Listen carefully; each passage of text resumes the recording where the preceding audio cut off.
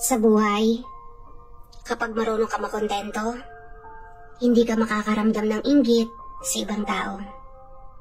Napansin niyo ba na kapag may nakita kayong successful na tao, may konting kurot sa puso minsan, yung tipong mapapasana all ka na lang.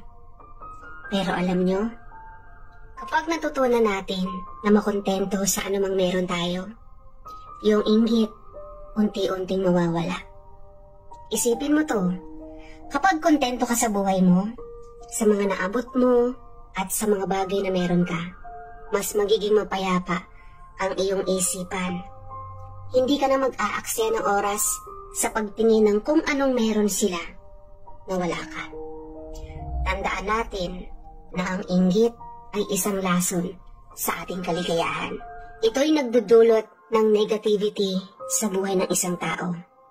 Kapag marunong tayong makontento, mas madali mong makikita ang tunay na halaga ng buhay.